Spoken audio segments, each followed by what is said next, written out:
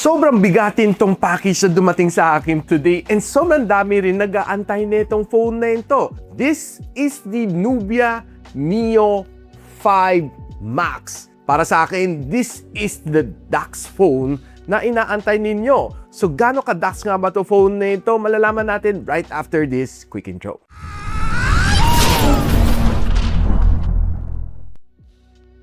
So itong box ito is a promotional box na available only para sa mga sikat tulad ko. Pwede na! Pag bumili kayo, you just get the regular edition. So kita natin, there's a collaboration with Delta Force and there's two small box inside which ilalabas na natin right now. So we got two box here. Ito yung mismo phone and these are some special accessories just for this one. So nakasulat dito, Neo 5 Max Game Master Suit. Ano nga ba meron dito? Buksan natin. Meron siyang Nubia GT cable, meron siyang Nubia GT cooler, and meron siyang pa-case. So isa-isahin natin. Itong GT cable looks kinda cool. Medyo translucent siya, hindi siya transparent. And kita mo yung loob ng kable. Ayos, di ba? Kakaiba lang siya. Ito naman itsura ng kanyang GT cooler. Looks cool, no? And once binigyan mo siya ng power, meron siyang pa-RGB lighting pa. Red, green, and blue. Actually, masarap, malamig. So, kapag mainit ang panahon, lagyan mo siya dito. Oh, shit, guys, ang lamig. Whew, chilling. Tapos kung may lagnat ka, lagyan mo dito. Perfect na perfect, oh. Diba? Pangtanggal ng init ang iyong noo. O, tira mo, guys, nagpo-frost na. Wala pang, 2 minutes. Just some crazy ideas ni Gadget Sidekick. Inside, meron pa siyang kasamang libreng ring stand. Ayos to, ah. This is something new, o diba? Pwede mo ikabit sa likod, pwede mo gawin tong stand pag ginamit mo yung kanyang free na case. And yung kanyang free na case looks cool din, no? Tignan guys. O, diba? May pa-MagSafe po sa likod. Ayan, pwede mo kabitin to para magkaroon ka ng libreng stand. O, diba? Hard case siya, by the way. Now, so much for the freebies. Punta na natin yung phone mismo itself. Game suit din, nakasulat dito sa kanya. So outright, we have the phone na naka-display dito. Ang hawak ko right now is the Cyber Silver color and here are the other available colors. So further unboxing inside, here are some other goodies. Meron pa tayong C2C cable. Meron pa tayong 45 watts na charging brick. We got some user guides, yung panundot nating katol, a free tempered glass, and another free case. Ito yung kanyang standard packaging. Except that yung free case niya, walang MagSafe. So, the unboxing took too much of our time. So, pakita ko na sa inyo yung phone mismo. Now, this is not a ordinary na regular na smartphone. This is the return of the phablets. If you recall back in the days, yung mga phablets, so sila mga malalaking screen na phone. Except that before, it used to be mas makapal ang bezel, mas mabigat sila. But this time around, manipis ang kanyang bezel. Yet, ang laki-laki ng kanyang screen. Malalaman natin later kung gaano kalaki ang kanyang screen. Now, ito, Nubia Neo 5 Max 5G na may 8 plus 12 gigs of RAM and 256 GB of storage. Currently, nakapresyo siya ng 19,999. I'll pop the link on the description box below or just simply click yung YouTube shopping link. Baka makakuha pa kayo ng vouchers coming from me para makamenos kayo buying this new smartphone ni Nubia. Now, pag-usapan na natin ang kanyang design. This is definitely one of the largest phone na nahawakan ko so far. Take note of the word phone na, this is not a tablet. But it's somewhere in between ng isang phone and isang tablet. Kaya tawag kanya, it's a phablet. It's quite popular back in the days, pero normally mga target nila is mga medyo oldies, mga tito-tita, para medyo mas malaki ang display na magamit nila sa isang smartphone. And Nubia right now is trying to make it a comeback. So we have a plastic back, plastic frame, and we have a glass finish dito sa harap. Now, isa sa pinakagusto ko dito sa kanya is yung kanyang eagle eye na design sa kanyang RGB lighting. Yung max na word dito is definitely white, hindi mo mapapalitan. Pero itong mata, you can change it to color red, you can change to color green, pwede siya maging puti, blue, or purple. So, choice mo na yan. And ang ginanda, pag din-drop down mo, nandito ang kanyang lighting controls, and nandito rin ang kanyang game space control. They made sure na itong phone na ito is very gamer-centric. Now, one thing to notice, kung nanood ka ng Red Magic Astra 2 natin na review, yung likod nga, this one, itong strip na ito, looks quite similar sa Red Magic Astra 2. Lalo na itong ilalim, no? Pinakita niya na there is some liquid cooling, pero definitely this is just a design kasi hindi gumagalaw ito. But itong phone na ito, meron siyang sariling cooling system. Sa loob covered na 30,000 mm squared and maganda rin ang kanyang vapor cooling chamber. Now, if you want the full complete spec sheet na itong phone na ito, share ko muna sa inyo. Now, one of the things na siguro hahanap-hanapin mo on this smartphone is kamusta naman ang kanyang performance. Despite this one being a big display na smartphone, which is one of its best selling point, but of course gusto lang natin makita kung gaano ka-okay din naman ang kanyang performance. In terms of multitasking, wala akong naging problema dito dahil it has 8 plus 12 gigs of RAM. Well, yung 12 is of course virtual, pero nevertheless, you have 8 gigs of physical memory. It goes a long way, lalo na pagdating sa multitasking. One thing na na-appreciate ko sobra dito is that whenever I'm doing my number crunching dito sa Excel, this is definitely better than yung mga ordinary na 6.3, 6.5, 6.7 incher na smartphone. You get a bigger, wider view pagdating sa number crunching sa spreadsheet. You get a better view if you're doing your Word document. You can better edit din yung mga presentation mo pagdating sa PowerPoint. Siyempre, of course, if you want to chat with Claude, with Gemini, with ChatGPT, mas marami ka na nang babasa on a single scroll, which is one of the main advantage na isang big phone just like this one. Pagdating din naman sa entertainment, you will definitely enjoy dito sa phone na ito, which papakita ko sa inyo later pag pinag-usapan natin kanyang display. And most of the things naman na ginawa ko dito is wala akong naging problema. Now, probably one thing na hindi siguro kayo masyado matutuwa is that yung kanyang processor is just a MediaTek Dimensity 7100. Now, I know na hindi na gano'ng kabago tong chip na ito, but one of the problem talaga natin right now is that all of the chips na nakikita natin tumataas. Who wouldn't want not to have a better processor inside this one? Ako, of course, gusto ko mas maganda yung processor. But due to the rise ng mga RAMs, ROMs, and chipset, na-force to mga company to go lower chips right now. Well, as far as 2026 is concerned. Na kung gusto mo makita naman ang Antutu benchmark score niya dito, ito nakuha natin, 723,000 points. And if you want to see all of the other benchmark na ginawa ko para sa inyo, ito, share ko.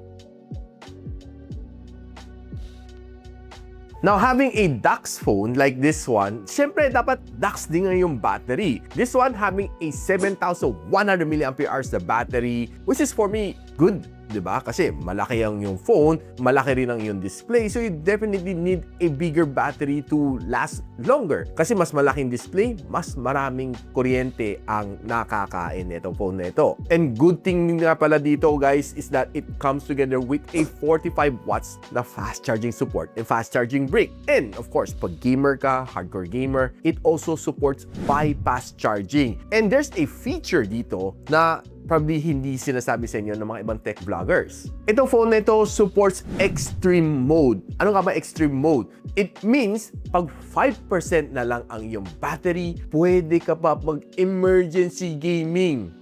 Ano meaning na emergency gaming?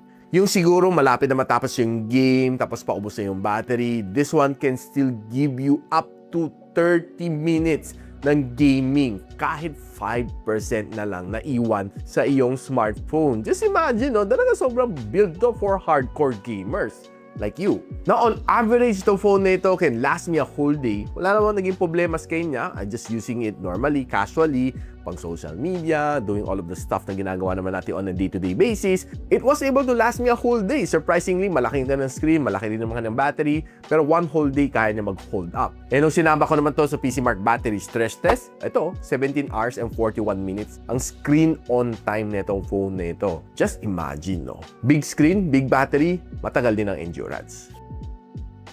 Now, pag-usapan na natin yung pinaka-feature niya dito, which is yung kanyang display. This one having a big, massive display na 7.5-inch na IPS LCD up to 1.5K ang kanyang display with a 120Hz screen refresh rate.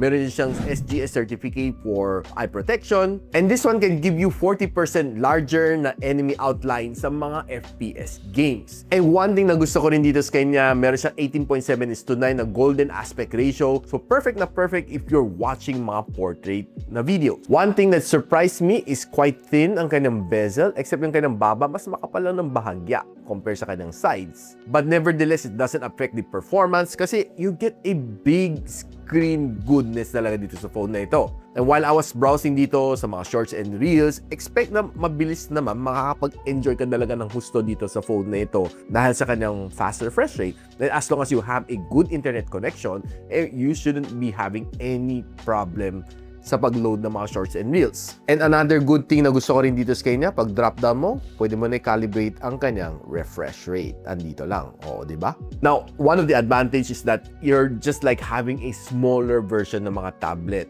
which has a call function, which can give you a better immersive view pagdating sa mga nanonood ka ng mga basketball games sa YouTube, or you're watching your favorite shows sa Netflix. You'll definitely get a really good display dito sa kanya kasi ang laki ng display. Kahit buong barkada na manood kayo dito, hindi sobrang liit ang display. This is probably one of the fun thing na makukuha mo on this phone. Now, one thing na napansin ko is na mayroon siya 3 butas dito sa ibabaw sa kanyang speaker, and there's also 3 more dito sa ilalim. So let's quickly check kung gaano kalakas ang kanyang sounds.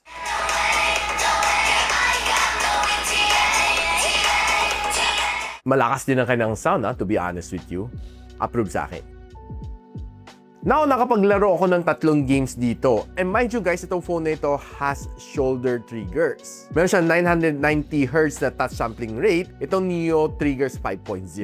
Now, with a good vapor chamber, let's see kung kamusta nga ng performance. So, naglaro tayo ng Delta Force, which is yun ang main collab nila. Call of Duty Mobile, PUBG, and ML. Pagdating kay Delta Force, I was able to reach a 60 FPS. Pero there are times, kahit sagad-sagarin mo ka ng graphical settings na kaya niya, max frame rate, pero bumababa siya ng roughly 45 to 49 FPS based na nakita ko sa counter. That is during pag nagbabari lang kayo, no, yung medyo heavy na yung battle, nagka-clash na kayo, yun ang napapansin ko sa kanya. Pero pag tumatakbo ka lang, more or less nakikita ko nasa 58 to 60 FPS, consistent naman siya. Pero yun lang nga, pagdating sa bakbakan na dalaga, bababa dalaga siya. Now, very responsive naman kanyang shoulder triggers kasi ginagamit ko naman siya especially sa mga shooting games like this one. And yung kanyang touch response naman sa screen is very responsive. Siguro hindi lang ako masyadong sanay pa masyadong i-grip tong phone na ito dahil of course of its size. Medyo alanganin siya, no? Nasa gitna siya na isang smartphone sa isang tablet. So yung grip ko, I'm still getting a hang of it. But it's definitely good for gaming. Malaki yung view mo. And yung sounds niya is good kasi symmetrical nga siya. And umabot ako ng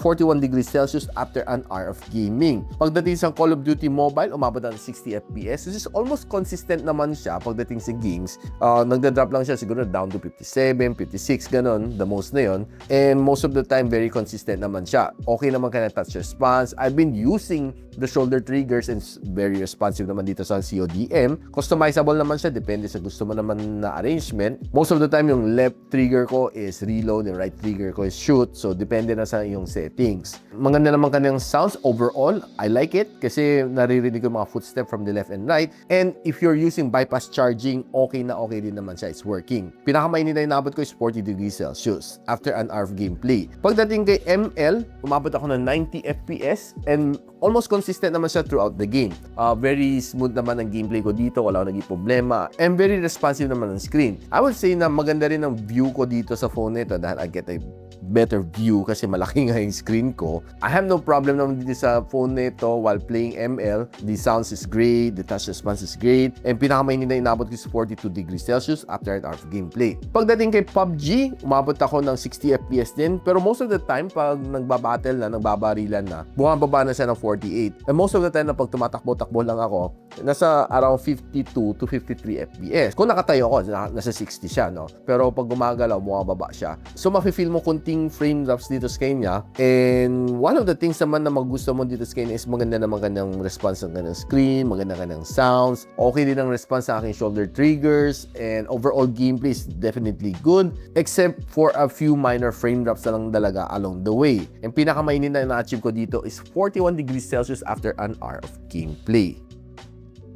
Now, quickly pag-usapan lang natin kanyang camera. Though this is not one of the key feature na itong phone na ito, it has a 50MP na main camera sensor and a 2MP na depth sensor. Kaya na mag-shoot up to 1080p and 60 FPS. And kanyang front-facing camera is a 16MP that can shoot up to 1080p and 30 FPS. Now, looking at some samples from outdoor, masasabi ko sa inyo yung mga greens niya is quite natural. Hindi naman siya saturated. Pero there are times na medyo nahirapan lang kunti mag-focus. Medyo picky siya, lalo na kung nasa outdoor ako. I'm not quite sure why, pero some of the shots na nakuha ko is a little bit blurred dahil siguro di nakapag-focus na maayos. Pero once na nakapag-focus naman siya, you'll be able to get some good shots like this one. Pero there are times na mukhang medyo a little bit overexposed lalo na sa mga color white na subject on outdoor pag medyo maliwanag. And if you're just strolling outdoors, taking some photos, okay lang. A little bit pale based sa aking paningin. And there are times naman na okay naman ang mga shots na nakuha ko dito sa expressway. Taking this photo is just okay. Makita mo there's some definition from the clouds. Now taking some food photography naman on this camera, I would say na okay lang. Not the best kasi medyo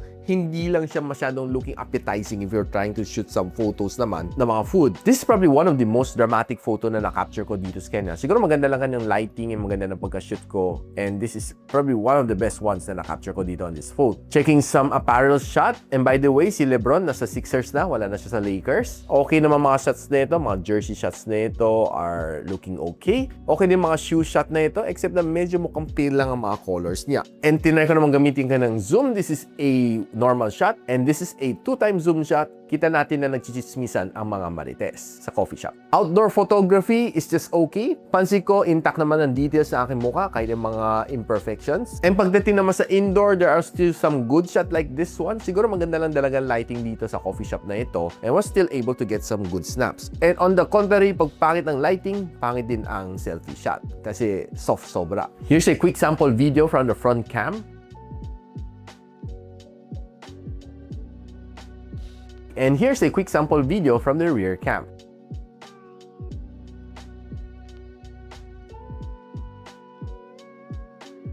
So guys, ano masasabi natin dito sa Mega Dax phone na si Nubia Neo 5 Max 5G? Now, I've tested yung kanyang 5G dito. Gumagana naman Globe Smart dito. Wala kang maging problema. And overall, happy na happy ako sa kanyang display. Despite na kanyang processors, not one of the best, alam naman natin. Pero the rest of the other things, I would say na sobrang okay dito sa phone nito. Battery is good. Display is definitely out of this world. Ang ganda. Pati yung kanyang pailaw dito sa likod looks nice. And yung kanyang design is mukhang Magic Astra 2. Overall, if you're somebody na gusto may malaking phone, not just only for gaming, no, but considering for everyday multitasking, yung gusto mo medyo mas malaki yung screen mo to do things better, faster, and more efficient, I think this is definitely a good choice. And by the way guys, meron siya mga ongoing promos. If you buy one, you get up to 5 freebies and get up to 3 months na free na view subscription with every bundle na Nubia Neo 5 Max 5G or yung bagong Nubia 5 GT na special edition. All of this will be happening from August 1 to August 8 while supplies last. So check na lang poster and banner for more details, or you can also click the link on the description box sa aking channel or nandyan lang sa aking YouTube shopping link so you can get further discount coming from me to you. So paano yan guys, kung natuwa naman kayo dito sa review natin sa Nubia Neo 5 Max 5G, ang the king of Dax phone or the return of the phablets, subscribe naman kayo dito sa aking channel, no, para tuloy-tuloy naman tayo gumawa ng mga review para ma-educate kayo at para mapakita natin kung ano nga ba mga sulit na smartphone to buy this 2026 or even further beyond 2026. So paano yan guys, hanggang dito muna ako. I'll see you on my next video. Peace out. And so, ako para si Richmond and you're watching Gadget Sidekick. Like and subscribe to my channel. Don't forget to hit that notification bell. For one of my latest uploads, click the dito. And for one of my popular uploads, click here.